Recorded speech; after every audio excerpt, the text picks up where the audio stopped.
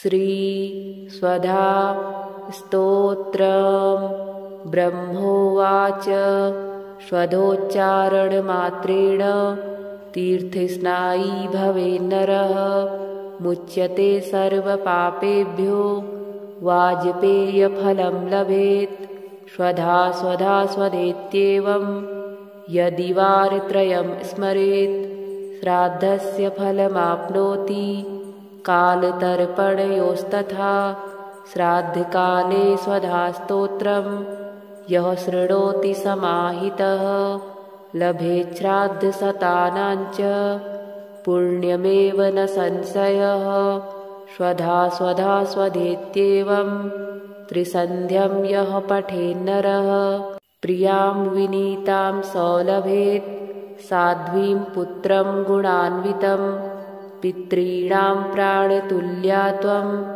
द्विजजीवनरूपिणी श्राद्धाधिष्ठात्री देवी च श्राद्धादीनां फलप्रदा बहिर्मन्मनसो गच्छ पितॄणां तुष्टिहेतवे सम्प्रीतये द्विजातीनां गृहीणां वृद्धिहेतवे नित्यानित्यस्वरूपासि गुणरूपासि सूरते आविर्भावस्थिरो भावः सृष्टौ च प्रलये तव ॐ स्वस्ति च नमः स्वाहा स्वधा त्वं दक्षिणा तथा निरूपिताश्चतुर्वेदे षट्प्रशस्ताश्च कर्मिणां पुरासि त्वं स्वधा गोपी गोलोके राधिका सखी धृतोरसि स्वधात्मानं कृतं तेन स्वधा स्मृता इत्येवमुक्त्वा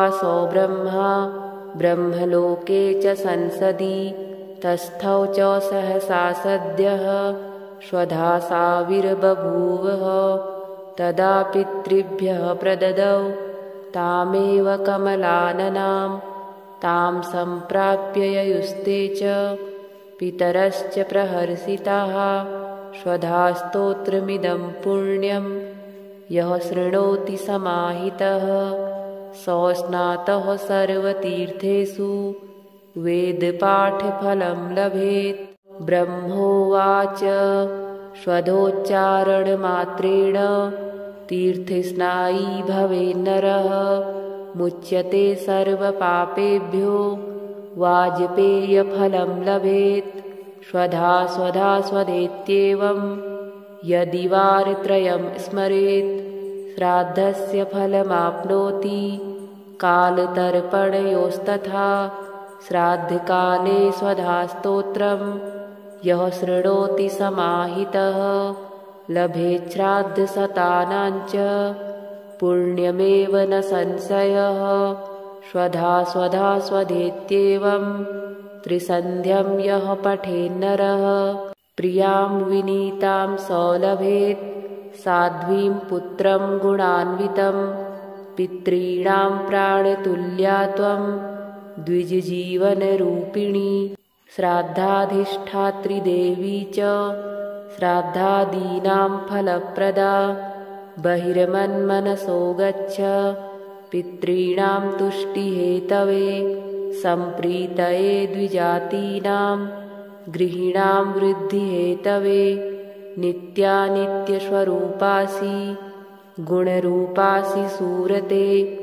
आविर्भावस्थिरो भावः सृष्टौ च प्रलये तव ॐ स्वस्ति च नमः स्वाहा स्वधा त्वं दक्षिणा तथा निरूपिताश्चतुर्वेदे षट्प्रशस्ताश्च कर्मिणां पुरासि त्वं स्वधा गोपी गोलोके राधिका सखी धृतोरसि स्वधात्मानं कृतं तेन स्वधा स्मृता इत्येवमुक्त्वा सौ ब्रह्मा ब्रह्मलोके च संसदि तस्थौ च सहसा सद्यः स्वधा साविर्बभूवः तदा पितृभ्यः प्रददौ तामेव कमलाननां तां सम्प्राप्य ययुस्ते च पितरश्च प्रहर्षिताः स्वधा स्तोत्रमिदं पुण्यं यः शृणोति समाहितः सोऽस्नातः सर्वतीर्थेषु वेदपाठफलं लभेत्। ब्रह्मोवाच स्वधोच्चारणमात्रेण तीर्थस्नायी भवेन्नरः मुच्यते सर्वपापेभ्यो वाजपेयफलं लभेत्। स्वधा स्वधा स्वधेत्येवं यदि वारत्रयं स्मरेत् श्राद्धस्य फलमाप्नोति। कालतर्पणयोस्तथा श्राद्धकाले स्वधास्तोत्रं यः शृणोति समाहितः लभेत् श्राद्धशतानां च पुण्यमेव न संशयः। स्वधा स्वधा स्वधेत्येवं त्रिसन्ध्यं यः पठेन्नरः प्रियां विनीतां सौलभेत्। साध्वीं पुत्रं गुणान्वितं पितॄणां प्राणतुल्या त्वं द्विजजीवनरूपिणी। श्राद्धाधिष्ठात्री देवी च श्राद्धादीनां फलप्रदा। बहिर्मन्मनसो गच्छ पितॄणां तुष्टिहेतवे सम्प्रीतये द्विजातीनां गृहीणां वृद्धिहेतवे। नित्यानित्यस्वरूपासि गुणरूपासि सूरते आविर्भावस्थिरो भावः सृष्टौ च प्रलये तव।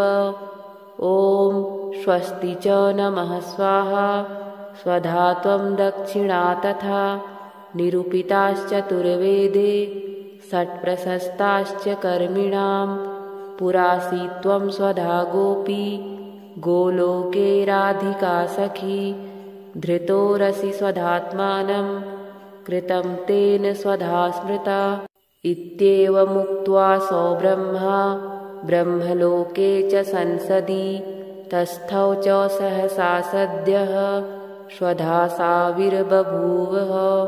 तदा पितृभ्यः प्रददौ तामेव कमलाननां तां सम्प्राप्य ययुस्ते च पितरश्च प्रहर्षिताः।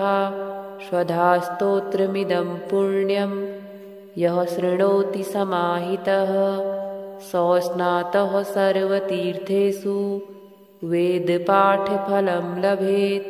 ब्रह्मोवाच स्वधोच्चारणमात्रेण तीर्थस्नायी भवेन्नरः मुच्यते सर्वपापेभ्यो वाजपेयफलं लभेत्।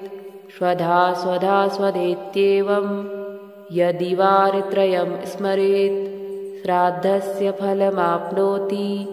कालतर्पणयोस्तथा श्राद्धकाले स्वधास्तोत्रं यः शृणोति समाहितः लभेत् श्राद्धशतानां च पुण्यमेव न संशयः। स्वधा स्वधा स्वधेत्येवं त्रिसन्ध्यं यः पठेन्नरः प्रियां विनीतां सौलभेत्। साध्वीं पुत्रं गुणान्वितं पितॄणां प्राणतुल्या त्वं द्विजजीवनरूपिणी। श्राद्धाधिष्ठात्री देवी च श्राद्धादीनां फलप्रदा। बहिर्मन्मनसो गच्छ पितॄणां तुष्टिहेतवे सम्प्रीतये द्विजातीनां गृहीणां वृद्धिहेतवे। नित्यानित्यस्वरूपासि गुणरूपासि सूरते आविर्भावस्थिरो भावः सृष्टौ च प्रलये तव। ॐ स्वस्ति च नमः स्वाहा स्वधा त्वं दक्षिणा तथा निरूपिताश्चतुर्वेदे षट्प्रशस्ताश्च कर्मिणां पुरासि त्वं स्वधा गोपी गोलोके राधिका सखी। धृतोरसि स्वधात्मानं कृतं तेन स्वधा स्मृता। इत्येवमुक्त्वा सो ब्रह्मा ब्रह्मलोके च संसदि तस्थौ च सहसा सद्यः स्वधा साविर्बभूवः। तदा पितृभ्यः प्रददौ तामेव कमलाननां तां सम्प्राप्य ययुस्ते च पितरश्च प्रहर्षिताः।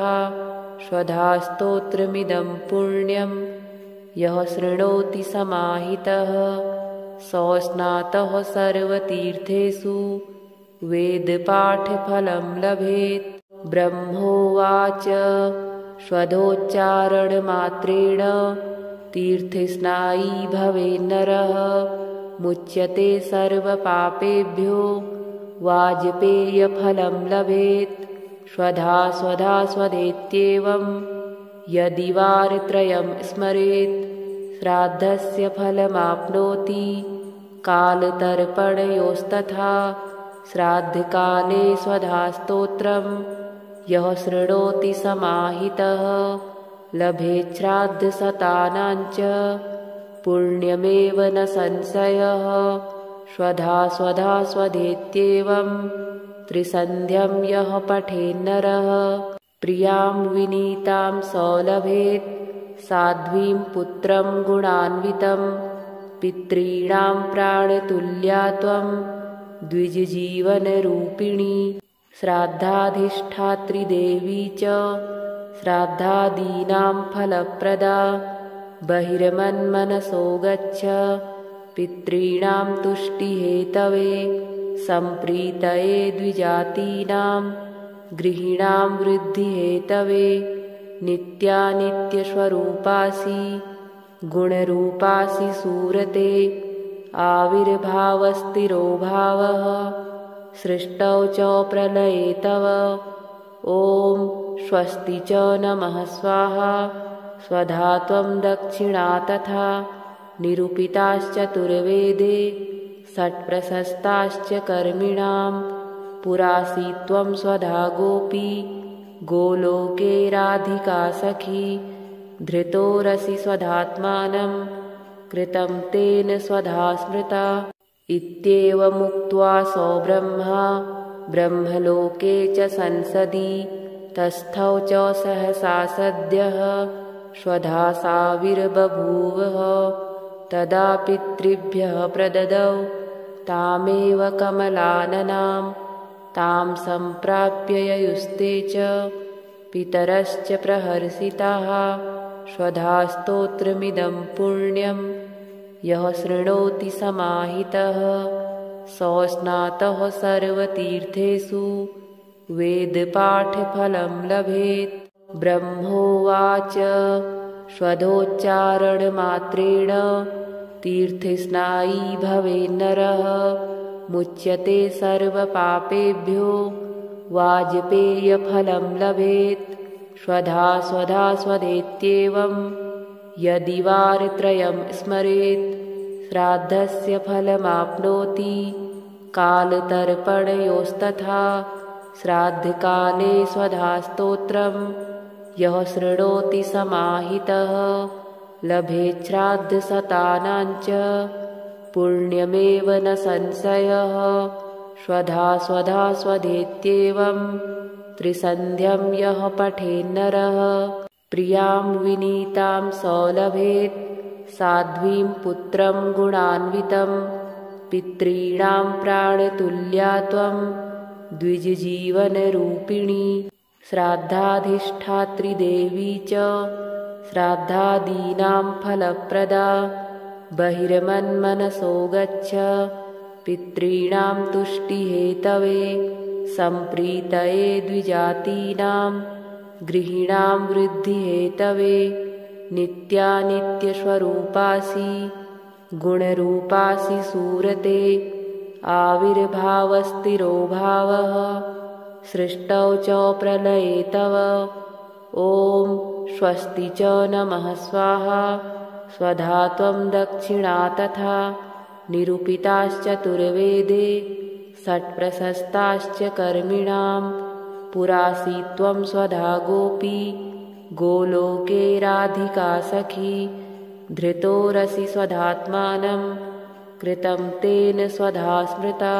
इत्येवमुक्त्वा सो ब्रह्मा ब्रह्मलोके च संसदि तस्थौ च सहसा सद्यः श्वधा साविर्बभूवः। तदा पितृभ्यः प्रददौ तामेव कमलाननां तां सम्प्राप्य ययुस्ते च पितरश्च प्रहर्षिताः स्वधा स्तोत्रमिदं पुण्यं यः शृणोति समाहितः सौ स्नातः सर्वतीर्थेषु वेदपाठफलं लभेत्। ब्रह्मोवाच स्वधोच्चारणमात्रेण तीर्थस्नायी भवेन्नरः मुच्यते सर्वपापेभ्यो वाजपेयफलं लभेत्। स्वधा स्वधा स्वधेत्येवं यदि वारत्रयं स्मरेत् श्राद्धस्य फलमाप्नोति कालतर्पणयोस्तथा। श्राद्धकाले स्वधा स्तोत्रं यः शृणोति समाहितः लभेत् श्राद्धशतानाञ्च पुण्यमेव न संशयः। स्वधा स्वधा स्वधेत्येवं त्रिसन्ध्यं यः पठेन्नरः प्रियां विनीतां सौलभेत् साध्वीं पुत्रं गुणान्वितं पितॄणां प्राणतुल्या त्वं द्विजजीवनरूपिणी। श्राद्धाधिष्ठात्री देवी च श्राद्धादीनां फलप्रदा बहिर्मन्मनसो गच्छ पितॄणां तुष्टिहेतवे सम्प्रीतये द्विजातीनां गृहीणां वृद्धिहेतवे। नित्यानित्यस्वरूपासि गुणरूपासि सूरते आविर्भावस्थिरो भावः सृष्टौ च प्रलये तव। ॐ स्वस्ति च नमः स्वाहा स्वधा त्वं दक्षिणा तथा निरूपिताश्चतुर्वेदे षट्प्रशस्ताश्च कर्मिणां पुरासि त्वं स्वधा गोपी गोलोके राधिका सखी। धृतोरसि स्वधात्मानं कृतं तेन स्वधा स्मृता। इत्येवमुक्त्वा सो ब्रह्मा ब्रह्मलोके च संसदि तस्थौ च सहसा सद्यः स्वधा साविर्बभूवः। तदा पितृभ्यः प्रददौ तामेव कमलाननां तां सम्प्राप्य ययुस्ते च पितरश्च प्रहर्षिताः स्वधा स्तोत्रमिदं पुण्यं यः शृणोति समाहितः सौ स्नातः सर्वतीर्थेषु वेदपाठफलं लभेत्। ब्रह्मोवाच स्वधोच्चारणमात्रेण तीर्थस्नायी भवेन्नरः मुच्यते सर्वपापेभ्यो वाजपेयफलं लभेत्। स्वधा स्वधा स्वधेत्येवं यदि वारत्रयं स्मरेत् श्राद्धस्य फलमाप्नोति कालतर्पणयोस्तथा। श्राद्धकाले स्वधा स्तोत्रं यः शृणोति समाहितः लभेत् श्राद्धशतानाञ्च पुण्यमेव न संशयः। स्वधा स्वधा स्वधेत्येवं त्रिसन्ध्यं यः पठेन्नरः प्रियां विनीतां सौलभेत् साध्वीं पुत्रं गुणान्वितं पितॄणां प्राणतुल्या त्वं द्विजजीवनरूपिणी।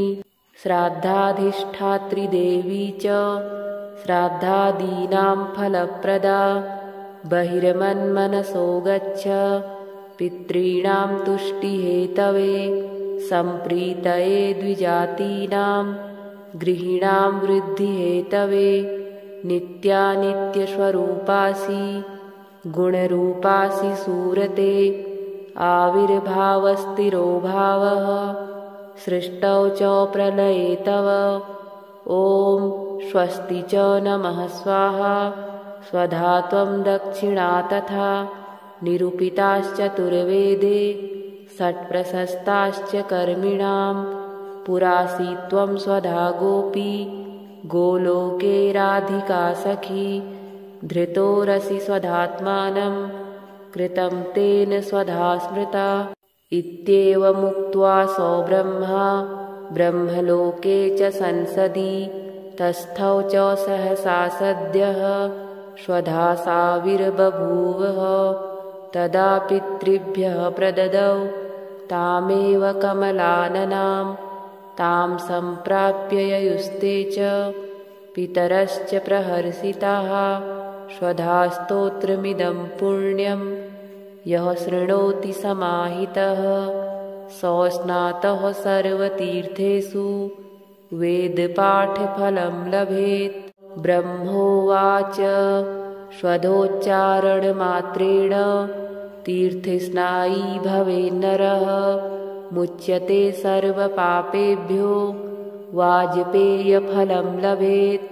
स्वधा स्वधा स्वधेत्येवं यदि वारत्रयं स्मरेत् श्राद्धस्य फलमाप्नोति।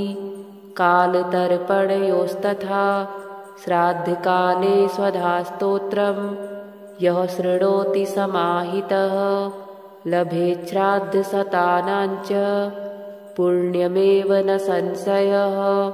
स्वधा स्वधा स्वधेत्येवं त्रिसन्ध्यं यः पठेन्नरः प्रियां विनीतां सौलभेत् साध्वीं पुत्रं गुणान्वितं पितॄणां प्राणतुल्या त्वं द्विजजीवनरूपिणी। श्राद्धाधिष्ठात्री देवी च श्राद्धादीनां फलप्रदा बहिर्मन्मनसो गच्छ पितॄणां तुष्टिहेतवे सम्प्रीतये द्विजातीनां गृहीणां वृद्धिहेतवे। नित्यानित्यस्वरूपासि गुणरूपासि सूरते आविर्भावस्थिरो भावः सृष्टौ च प्रलये तव। ॐ स्वस्ति च नमः स्वाहा स्वधा त्वं दक्षिणा तथा निरूपिताश्चतुर्वेदे षट्प्रशस्ताश्च कर्मिणां पुरासि त्वं स्वधा गोपी गोलोके राधिका सखी। धृतोरसि स्वधात्मानं कृतं तेन स्वधा स्मृता। इत्येवमुक्त्वा सौ ब्रह्मा ब्रह्मलोके च संसदि तस्थौ च सहसा सद्यः स्वधा साविर्बभूवः।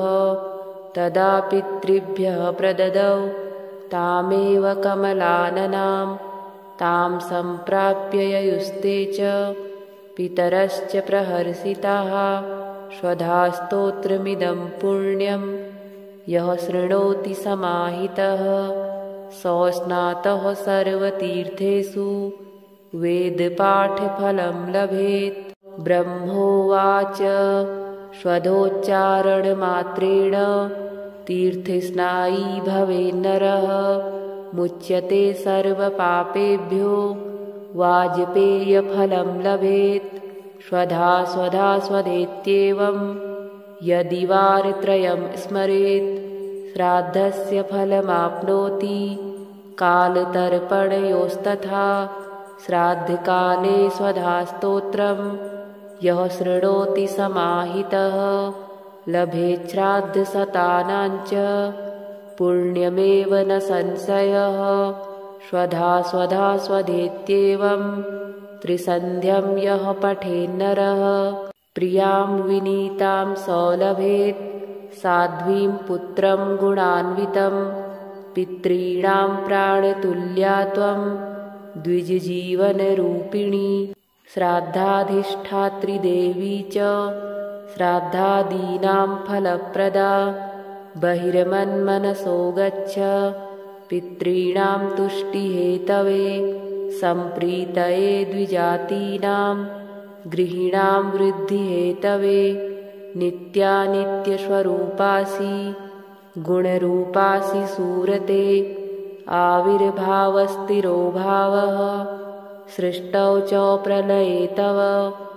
ॐ स्वस्ति च नमः स्वाहा स्वधा त्वं दक्षिणा तथा निरूपिताश्चतुर्वेदे षट्प्रशस्ताश्च कर्मिणां पुरासि त्वं स्वधा गोपी गोलोके राधिका सखी। धृतोरसि स्वधात्मानं कृतं तेन स्वधा स्मृता। इत्येवमुक्त्वा सौ ब्रह्मा ब्रह्मलोके च संसदि तस्थौ च सहसा सद्यः स्वधासाविर्बभूवः तदा पितृभ्यः प्रददौ तामेव कमलाननां तां सम्प्राप्य ययुस्ते च पितरश्च प्रहर्षिताः स्वधास्तोत्रमिदं पुण्यं यः शृणोति समाहितः सोऽस्नातः सर्वतीर्थेषु वेदपाठफलं लभेत्। ब्रह्मोवाच स्वधोच्चारणमात्रेण तीर्थस्नायी भवेन्नरः मुच्यते सर्वपापेभ्यो वाजपेयफलं लभेत्। स्वधा स्वधा स्वधेत्येवं यदि वारत्रयं स्मरेत् श्राद्धस्य फलमाप्नोति कालतर्पणयोस्तथा। श्राद्धकाले स्वधास्तोत्रं यः शृणोति समाहितः लभेत् श्राद्धशतानां च पुण्यमेव न संशयः। स्वधा स्वधा स्वधेत्येवं त्रिसन्ध्यं यः पठेन्नरः प्रियां विनीतां सौलभेत् साध्वीं पुत्रं गुणान्वितं। पितॄणां प्राणतुल्या त्वं द्विजजीवनरूपिणी श्राद्धाधिष्ठात्री देवी च श्राद्धादीनां फलप्रदा। बहिर्मन्मनसो गच्छ पितॄणां तुष्टिहेतवे सम्प्रीतये द्विजातीनां गृहीणां वृद्धिहेतवे। नित्यानित्यस्वरूपासि गुणरूपासि सूरते आविर्भावस्थिरो भावः सृष्टौ च प्रलये तव। ॐ स्वस्ति च नमः स्वाहा स्वधा त्वं दक्षिणा तथा निरूपिताश्चतुर्वेदे षट्प्रशस्ताश्च कर्मिणां पुरासि त्वं स्वधा गोपी गोलोके राधिका सखी। धृतोरसि स्वधात्मानं कृतं तेन स्वधा स्मृता।